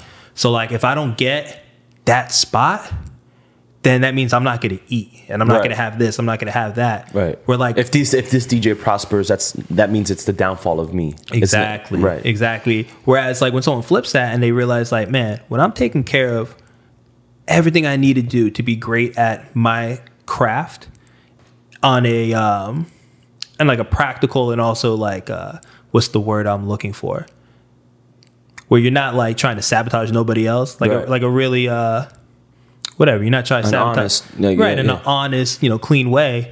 Then like you're gonna be straight. You're gonna prosper. Right. But what I think a lot of people do is that they're worried about, damn, who's making moves around me, and are my moves up to par with their moves? Now we got to call them cocky, like it shit is crazy. You know what I'm saying? Yeah. And then I've always been the person where to me like 1 + 1 = 3, bro. Like if me and you are both DJs or me and you are both bonus coaches, like let's collab, bro. Of course. That's like why do we got to be competition, bro? We can find ways to, but people are not comfortable with themselves. And it's not, for most people, it's not their fault. It's the way that they're conditioned, is where they're brought up. You know what I'm saying? Like most people, they learn from either their mom, their dad, their teacher, their religion, their school. You know what I'm saying? So it's like, bro, they ain't teaching people how to think their own thoughts and how to really decide what's good for them. And, why it is that they do, and how do they truly want to live their life. And it's not until, I believe, a person does that work and they're clear on like their personal values, their professional values, and their relationship values, all the things that make them happy, it's going to be real easy for everyone and anything else to influence you, as opposed to what it is you truly desire. As far as you and your personal goals, where do you see yourself in 5 years, bro? Because, me and you were the same age, 32 years old. And, it's not like our parents' generation to where they were, married and having kids already. It seems like our generation seems to be a little more delayed when it comes to that. And I think we're going to live longer. Like I do, so that delay doesn't necessarily bother me as much. But how do you feel about you have a girlfriend, right? And fiance now. Oh, that's right, bro. Forgive me, bro. Shit, fiance. It's all good. I ain't mad. She might feel some type of way though. Yeah, but you've always had like an unorthodox, like as far as your perspective on health, and as far as your I guess unorthodox isn't the right word, but you've always had a holistic alternative approach to things. So do you take those beliefs into relationships and things of that nature? Like how do you frame your relationship, and how do you, what about your relationship is different than the traditional, whether not American relationship? Right. Now that's a good question, man. I think the biggest difference in my relationship is the level of communication that we have. Like for me, I wasn't able to be in a really like flourishing, like consciously loving relationship because of my relationship with myself, right? So if I had all my insecurities in the past and, I didn't really know where I was going, professionally and things like that, there was no way I could really entertain a partner and give her everything that she requires. Damn, I relate to that, bro. Keep going. Yeah. So what happened for me is that, man, in the last, I would say like 3-4 years, I got so clear on who I am and how I want to experience my life that once I had that level of clarity and I felt so great about myself, I was like, oh, okay, I can definitely bring somebody in at this point. And then it was like, boom, right at that like point is when Alejandra and I met. And what I think is dope about our relationship is that we're both able to keep it real with ourselves first and then to each other as well, right? So she understands like within our relationship, like she gets to take care of her needs, I get to take care of my needs. And then from that space, it allows us to take care of the needs of the relationship, right? It's basically focusing at this I level and making sure that individually we're good so that we can prosper at the we level. Got you. Right. I share that same belief as far as like, it never seems like I got my shit together. You know what I'm saying? And it always like, damn, when I get my shit together, then I'll be open to being in a relationship. Do you know what getting your shit together looks like for you? Like, what does that tangibly mean or look like? Exactly. I haven't even really thought about it. Like getting your shit together to where like what? Like, you know what it is? And I think you can relate to this because we're both entrepreneurs and we work for ourselves. it always seems like it could just, like, if we had a 9 to 5, we know our job's going to be there tomorrow. You know, it's we have security. Well, that shit went out the window in 2020 for people. Yeah, exactly. But it seems when you have like a job that you're not worried about getting fired from as easily, or like you don't have to hustle for your money, it seems like you could breathe a little easier. But for people like us, we're having to go out and get our work. We're having to, so it doesn't always seem, it always seems like like shit is not together, like there's no security. And maybe that's just what we do, is like there's no security in what we do. Maybe that's just something to accept. I don't know. Yeah, I mean, I think it comes down to perspective again. Yeah. Like for me, the way I look at like my work and like having my shit together, it's basically this idea that like I know I can create something and be able to bring money in. Right. Like I feel like I could put together a group coaching program with 10 spots, and I sell each spot for $1,500, and I'm going to fill that up in the matter of 2-3 months, and know that I can do that. But I think that's the confidence of me knowing what I'm capable of, and also using my past experiences and successes as proof that it's possible. To keep it going. To keep it going. Whereas I think there might be some entrepreneurs where, and I've been here, like I've been in the spot of like, fuck, like, okay, I just made $12K this month, but then the next month I made $1,500, and it's like, damn, like there's so much variance in what comes in.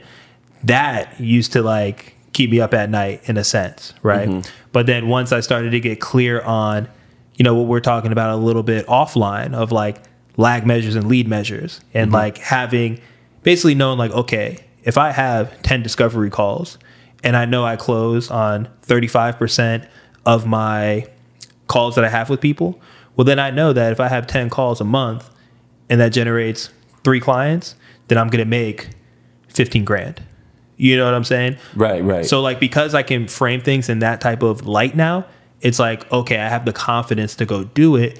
Now, what I get to make sure is that like I put in the work. Right. There was times before where I'm just sitting there like, damn, like how am I going to get this next client? And I'm just thinking and not doing anything and not believing in my ability to go do it. So fuck yeah, like no clients come. So it's like I'm a big proponent of the law of attraction, right? But that's only part of it, right? So people that know the law of attraction is like, okay, if I think it to be, it's going to come. That's just the first step. Once you truly believe and embody that it's going to come, now it's like the law of gestation. I'm gonna put into action, right? Or I'm gonna do the things. I'm gonna plant the seeds, and I'm gonna follow the law of action to actually make it happen, right? And not just think. So my whole thing is like, all right, as an entrepreneur, I know that I get to do these specific steps, and if I do those steps, which are in my control, it's going to work out. I'm secure. Right. Exactly. Damn. So, okay. So you do feel like you have your shit together at this point. Like like you would say. I would say this is the best I've ever felt about your all career. the major domains of my life. Yeah. Career, personal relationship, health, like community. Like this is just leisure time, like all the aspects of life. Because here's the thing. I know a lot of people, and I'm sure you do too, who make a ton of money, right? Like they might have millions of dollars. But they can't enjoy that $1 million because they're so stressed about like, damn, am I going to lose that money? Right. Or like, how am I going to bring that money back in? Right. Or there's also people who, if it's not that, it might be that they're so emotionally ill, physically ill, whatever, that they can't even go enjoy that money that they're making. Right. Because at the end of the day, money is energy. That's how I look at it. Right. It's like, if I'm putting enough value out into the world, the way that gets reciprocated, my energy is through this energy of currency, right? Whether it's, you know, the dollar, a yen, a Bitcoin, like whatever, like that's what I'm getting. And then it's with that I get to put that energy into the parts of my life that I love. Like I'm going to Alaska in June. That's going to be lit. I'm able to do that because I have money. Though? You can drop that on me like casually? Yeah, going to Alaska. I'm trying to do some whale hunting, or not hunting, but watching. Hold on, dog. We're gonna go back to that. But you know, me and you, I think you're somebody who, you know, you'd be good whether you're in a relationship or not. You know. Yeah. I believe I'm the same. So what are some things that, like, you know, you spent most of your 20s, you know, single? What are some things, and in your 20s, I'm sure you thought to yourself, I could be single and take care of myself. I'm good. I don't need to be in a relationship. What are some things once you did get into a relationship that helped you? Like you like, you know what I'm saying? Like, yeah, for sure. I mean, I think one of the biggest things I love about Ale is that she gives me another perspective. Like, even if I'm not careful, no matter how aware I am, I still see life from my perspective, right? So because she's somebody that I trust so much and that I know has my best interest at heart and all of that, like, she can point something out to me and I can be like, oh shit, I didn't see that. Yeah. And now that just gave me a whole new awareness or perspective on a situation that, you know, I get to go work on or go after. Got you. So that's one part of it. And then the second part too, I think, you know, life is meant to be enjoyed with other people. Like, we are tribal beings. And I'm not saying that and I don't think it only has to happen with a partner. Relationship, but it's like, yo, there's a huge like difference I've experienced of going on a trip solo versus going on a trip with my partner. And I think we're experiencing this amazing experience together. I agree. And I think the times that we're in, given technology, we're able to have a tribe and create a tribe so much. You can have a virtual tribe. Yeah, absolutely. And so now we're at a time where you really don't need a partner. You know what I'm saying? Like, your tribe could be anybody, regardless of gender, regardless of quantity of how many people it is. So yeah, I just want to dig into that more. Like, what are some things, the benefits of having a partner as opposed to just a tribe? Like, what, you know, because I tend to be, you know, individualistic. I've always been that way my whole life. Like, I tend to think that, like, damn, if I have a partner, I mean, this is maybe not a positive perspective to have, but I always tend to think, damn, if I have a partner now, her problems become my problems, and it's just more problems to deal with and more things to fix and more, you know what I'm saying? But maybe I'm wrong and not looking at the positives in it, that you have more, whatever the opposite of problems are, you know, like solutions. Like, yeah. No, more saying, money, more solutions. It's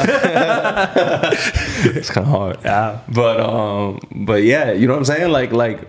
Like I just feel like it's simpler and easier. I tend to believe, you know, that throughout my 20s, you know, like, just good single and yeah. So back to my question to you, like, what are some other things that, like, certain reflections and certain epiphanies that you had, like, oh shit, now that I have a partner, this is better for me, like this, having a partner? Or yeah, it's a good question. I mean, I feel like, to me, you know, I come to the mindset of, like, I'm perfect and whole and complete all by myself. You know what I'm saying? And I actually heard this from John Gray. You ever heard John Gray, the author? He's the dude, Men Are From Mars, Women Are From Venus. He's the author of that.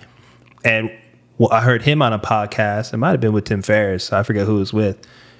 But this always stuck with me. This is when I was single when I heard this. He said, a man's job or a woman's job isn't to make their partner happy. It's to make them happier. Right. Meaning that I know I'm good, like, by myself. You know what I'm saying? Like, I'm happy. I'm at peace with myself. Like, I feel like I'm mastering, like, me. And because I'm at that point, I'm able to bring another person, like, on the journey with me, or, like, we get to combine our journeys and, like, just experience all these different aspects of life in a different way. Like, at the end of the day, like, I believe we were put here to, like, procreate. Like, that's one of, like, the main things that's still woven into our DNA. That's a fact. Like, right. It's woven into our DNA. So I think part of that is, that's like, really, like, when you break it down, that's really our only meaning in life, really. Like, it's just to procreate. That's the only thing that this earth cares about, is that we just procreate. All that other shit is just man-made expectations and, like, things that human makes up. That's what's incredible about it, is we make up all types of shit, right? But yeah, so it's one of these things, like, for me, it's like, all right, I know I want to have a family. Like, I want to have kids. Like, can't do that by myself. Like, I don't know, maybe with the technology, a couple years you can, but I don't want to. Thompson and be a single father out here, bro. Yeah, and that's powerful too. Like, I think that's amazing, right? So I think, you know, for me, it's like, I want to, you know, create offspring.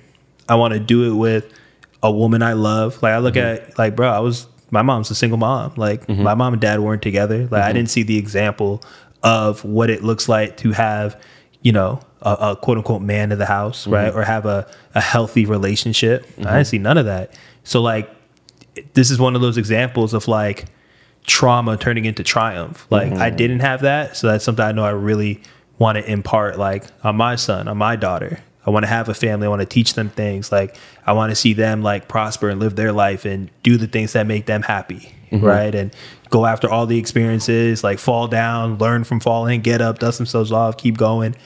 And I know that comes with having an amazing partner for me personally in my life. Right. So I would say that's the biggest thing. And like, honestly, like if I had to put it as simply as possible, me being in a relationship is me experiencing all the joys of life with someone by my side consistently. Damn. So I'm sure you've taught her a bunch of things. What are some things that she taught you? Like, damn, like put me on. Yeah, no, for sure, man. I mean, I think she taught me a lot about organization. She's like an extremely like, I'm a visionary. I'm like, yo, get me from here to the moon. Yeah. Now, like I'm ready, one leap. Yeah. And she's very much like, all right, well, if you try to go A to Z, like, well, here's B, here's C, here's D, here's E. Like, here are all the things that you get to do to get there. And I'm like, oh, word, okay. I'm definitely going to need a partner like that. That's going to keep me, like, organized. And Like, and another thing, like, the importance of family. Like, her family is, man, they're so close-knit. You know what I'm saying? And, like, me getting to experience my first Christmas with them 2 years ago was, like, unbelievable. I'm just like, damn, just to see a close-knit family who are, like, ride for each other, die for each other, like about each other, like laugh together, like cry together, just all the things. I'm like, damn, like I didn't really have that, but I know, like I see the beauty in that. And I don't know if I would have saw that beauty without meeting her and her family. That's one thing I think, you know, me and you have that same friend to where like, that's something I always saw the beauty in, which is why every holiday I would love to go to, you know, Jamie's crib. Yeah. Like a huge Colombian family, kids running around everywhere. Like, it's a big tribe. You see like a strength in the tribe as you get older. You're like, damn, bro, that'd be amazing to have, you know? Right. Like, yeah, I got to get started soon. I mean, like you said, we live in longer, you know what I'm saying? Yo, I think they said like if the life expectancy continues to go with the trend that it's going, then me and you should be living to like 110 or some shit like that. Like I think a low key, like no bullshit, I think I got 120 in me. Like for sure. Like, you know, God forbid I get hit by a bus, something crazy happens. Like, I'm gonna be here for a minute. And like when I say live for a long time too, I ain't trying to be like 110, can't move and can't do nothing. Like I'm trying to be active until the day I go. Yeah. And that's why I eat the way I do, I sleep the way I do, I meditate, I do all the things because I'm clear on like what I want my life to look like. Yeah. You know what I'm saying? Like you want to be in Alaska whale hunting. Yeah, really whale seeing. But I don't know. I guess that primal nature me had me say hunting, but I ain't trying to hunt no whales. That's got to be some shit. Nah, that like that's some Moby Dick shit. Your significant other brings up. Like, is she the vacation planner? Hell planner. I just show up. Yeah, I show up and that's it. That's I love it. That's the great thing about having women around. Women will plan some shit, boy. Like me and you, like to get the guys together for a fucking football game is a mission. Like on some last minute shit, you know. But girls will be like, girl, May 13th, next Friday, like 7:38 p.m. Yeah, like we got the mimosas planned already. We're gonna do that from 2 to 4. Then at 4:15, you know, the ride is about 13 minutes, so we're gonna get there at 4:30, and then we're like, bro, like they're meticulous. Yeah. Like that's one of the beauties in women for sure. But why Alaska? Tell me, like, was this your idea? Yeah, it was my idea. Yeah. Well, here's the thing. My boy Cody lives in Alaska, right? So he's a traveling PT. So I've been lucky in my life to just meet all different types of people who just happen to live in some fire places. Yeah. So he's about to leave there soon. Is Alaska a fireplace? Metaphorically. Okay. It's probably pretty cold, I hear. Not this time of year, though. It's about to warm up. But anyways, it's one of those things where like, bruh, I didn't have my love for the outdoors or just like nature and a bunch of crazy. Bro, we live in flat ass Florida and I love Florida. Yeah. Love me some sand. Yeah. I love me some salt water. Like shout out to the Atlantic Ocean, all that. Yeah. But like mountains. Yeah, that shit is amazing. And I remember the first time I seen some mountains in Costa Rica. It's I'm like, for me. Yo, amen. It's like, yo, I need to be out and I want to experience all these different places. So if I got someone that stays there, then I'm staying with them. That means like, are you gonna like do the shit where like dive into the little ice hole and shit, and like go into? You gotta ask Alejandra. We'll see. Yeah. See if she planned that one yet. That sounds all right. Damn, that's crazy. Where else is like on the bucket list for you? Because you're well traveled. You definitely are well traveled. Yeah, I mean, I've been grateful. I'm grateful to have hit so many different places. Man, I definitely want to hit Bali.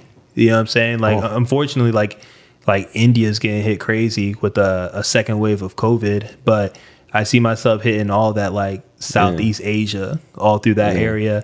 Haven't done a lot of Europe, so I want to hit Europe as well. Yeah, those are like the two big ones, top of my head, that I'm trying to hit up soon. Yeah. You got a Colombia trip planned? Yeah. See, yo, this is the thing. Yo, asshole. Yo, this is the thing. Me and Thompson always like, like the thing is with me, bro, is like it's related to like when I get a burger, he knows like, yo, just ketchup and mayo. That's like it. He know like for me, it's like I like novelty and other, like, don't get me wrong, I do like to travel and I do want to travel and might hit up a new borough in New York. Yeah, exactly.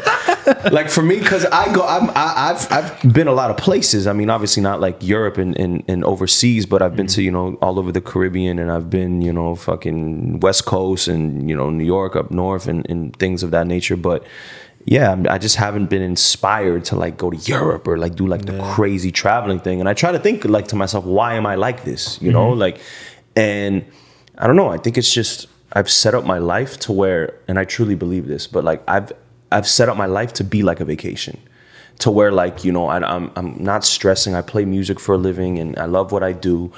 And it's almost like when I go on vacations, it's almost like I know I'm not going to sleep good.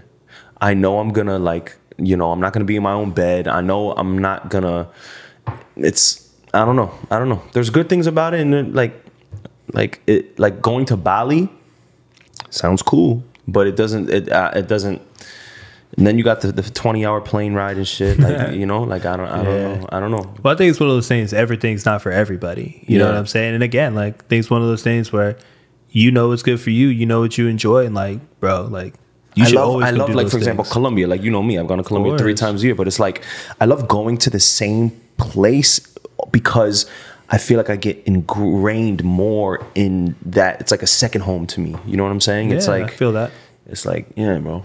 But and I make up, and I don't know this, but there's probably other places in the world too where if you went there, you'd be like, damn, this place is amazing. Like, I would love to be out here a couple more times. Yeah. But again, a person doesn't know until they experience it. Yeah. Yeah. And there's so many places, even just within the US. You know what I'm saying? Like, that's one thing. You know, last year couldn't travel out the country like that, so I just hit different places, you know, throughout the US, and like, bro, there's fire places in the US. Like, actually, I'm hyped to go to Montana, of all places. That's crazy. Yeah. That's one thing I do regret, that during this COVID shit that I didn't take like a road trip. Like, that was the perfect time, you know? And that's another thing with my industry is that when you take off, not only are you missing out on money, but you're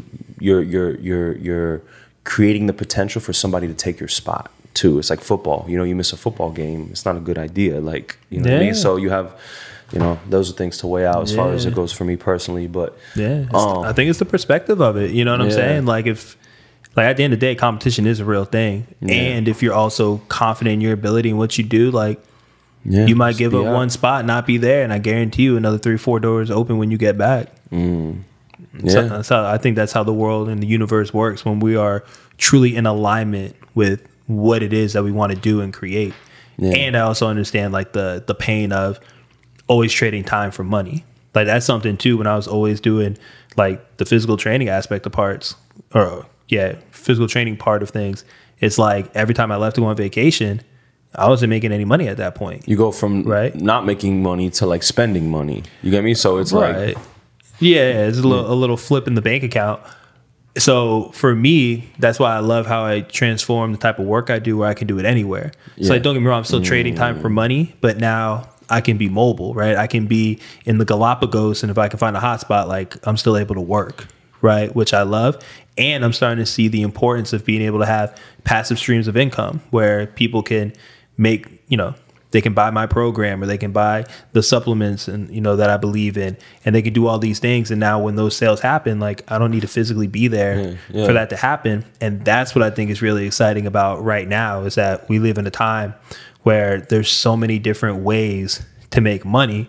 And to me, that's just another example. Internet, like, and you can make it while sleeping. Yeah, come on, man. That's why I say, like, yo, the world is so abundant. Like, we're interconnected more than we've ever been. Like, literally. Yeah. Ever. Now I am of the assumption, of the belief, that it's bad that we're interconnected as well. Like, it's all perspective, bro. Yeah. Bad how? Bad in a sense where Like we're seeing it like on Facebook with the divide in politics, and like you said, nuance is gone, and like there's certain things that that hyper interconnectivity is just, you know, doesn't serve us as a people, as a population. It's kind of, you know. Well, I think it depends on how it's being used, and also too, like, you know, I think there's certain people out there, and this is all just my opinion, what I make up, that because they're not grounded in who they are. They don't know who they truly are, what they truly stand for, what their like guiding principles are, their North Star. Because they don't know that, and because as individuals we are tribal beings, we need to be a part of something. People will go join something just to be a part of it. And they'll do anything to stay a part of it. Because back in the day, the worst thing that could happen to you is that you get ostracized from the tribe, right? You get kicked out the tribe, right? And now you're trying to fend by yourself. Like your tribe is what protects you, right? So what happens now is people feel so alone that they're open to joining anything just so they can be part of a team and not feel so alone. And because they might not have their own values and principles, they're just like, well, shit, I'll just agree with whatever this group is saying or whatever this person's saying because I don't want to be alone and I want to be part of it. Man. Damn. So let's paint a hypothetical scenario. Like you have a kid, right? How do you raise him? Like what are the rules and stipulations you put on him as far as whether it's something as simple as an iPad time or like, you know, just in his technology, you know? That's like, literally a whole podcast in itself. How Mr. You Can Too raised little You Can Too. Man, honestly, like, and this is coming from me thinking what it's going to be like, what I envision, but I'm not going to know until I'm actually a father and I'm doing the work, right? But I like to think that I'm going to give my kids a lot of autonomy. And when I say that, I mean that I'm going to let them know, like for me, you know me, I'm huge on food, right? So when they're like really little and like it's my job to only feed them, like I'm only going to give them the best quality food, right? And I'm not going to let outside people give them like shitty food, right? Because I want them to develop their own taste buds and know what tastes good to them and all of that. And that's one of those things though that I see my sister go through right now. And it's like, you do want that, but then it's like the time to cook the food every single day and every meal. And, I'm fine with that. But that's the thing, like I'm willing to do that because that is that important to me. Is everyone going to do that? No. Are they going to find their reasons or excuses not to do that? I get it. But for me, I know what I'm going to do, what's in my control. Eventually, my kid's going to get to an age where they're going to be able to make choices, right? Like they can be a 5-year-old and be like, ooh, I want that, I want that. And what I envision is that like I tell them like, look, like you can go to you're going to go to the friend's birthday party. You can have the cake, but understand when you eat the cake, you're not going to feel good. Right? And I'm going to tell them how they're probably going to feel. And then from there, I'll let them make the decision. And say they go eat the cake and then a little later they just feel terrible. I'm just going to point out like, hey, remember how we talked about how the food makes you feel a certain way? Well, understand this is how the cake made you feel. So if you want to eat cake, you got to be open and willing to feeling like this. Right? So like in my head, that's how it's going to go. Right? So like I want to give my kids like a lot of autonomy. And like really teach them. But then it falls in like now your kid is in class with his peers. And then, you know, we didn't listen to our parents when we were, you know what I mean? Like our parents were wrong, like to us. You know what I'm saying? When but again, up, like the pressure from our peers our peers were more influential than our parents were as far as some of our decision making. You know what I'm saying? Some of the shit we did more. Of course. Even in high school when we were Of course. But here's my thing. Like when I was in elementary school, middle school, high school, college, early adult, I guess still early adult, but like 20s, nobody was teaching me like, hey, these are what consequences are, positive or negative. So like, hey, if you do this thing, then this thing or that thing may happen. And you have to like deal with it. Like that's on you, right? It's different when I'm little and someone's telling me like, you can't do this, you can't do that. I'm like, the fuck are you? No, I'm gonna go do that thing now, right? Like no one was telling me like why. Or like what the consequence could be. So like, so like my kids, like, they're very much going to be impacted by their peers. But my thing is, it's the same thing. It's just like, I'm going to teach them how to know like what, like that they're making their own decisions, essentially. Like if teach moderation, basically. Like not even moderation. I don't even know what it looks like. Like it could be 100% no, right? It could be hard no's on some things. For certain things, it's going to take, you know, going through the actual experience and like, you know, putting your hand on the fire, getting burnt a little bit, and then being like, oh, okay, I realize that's not for me. But basically, I want to teach my kids that there's going to be consequences to everything that you do, and that you are 100% responsible for everything that you do. Right. So like if your peers are telling you to go do this thing and it has a negative impact on you, it ain't your peers' fault. Yeah. That's on you. Yeah. Little man or little woman, you know what I'm saying? Yeah. And like, granted, I'm saying this right now as a 32-year-old with no kids, right? Like I'm very open to feeling a very different way when we get there. But again, that's my intention, right? That's my destination. So I'm going to put in the work towards that destination. And as I'm on that path, something might change and I'll be like, no, we're going to do it like this now. Right? Because I think the only way we really learn is through our experience. And ultimately, like, I want my kids to value being a good person. Yeah. You know what I'm saying? Like, I'll teach them emotional intelligence. Like, no one taught me how to, like, work with my anger. It's just like, yo, you shouldn't be angry. Yeah. Or like, oh, you can be mad, but don't show it. And it's just like, bitch, that ain't no tool. You ain't telling me nothing. You just white. Yeah. You know what I'm saying? And then at the same time, the person who just told me that just like cussed out someone else. I'm just like, wait a minute. That don't match up. Yeah. So that's my intention. But yeah, I think it's fascinating when it comes to kids, because at the end of the day, like, kids can't do anything. Like, we take the longest to develop, right? Out of all the mammals and animals, like, we take the longest to be able to like be on our own and be sustainable, right? So like, you know, kids need to be fed all the way until they're like, shit, at the earliest, what, 15, 16? Like, how old can you be to get a job and make your own money, hypothetically?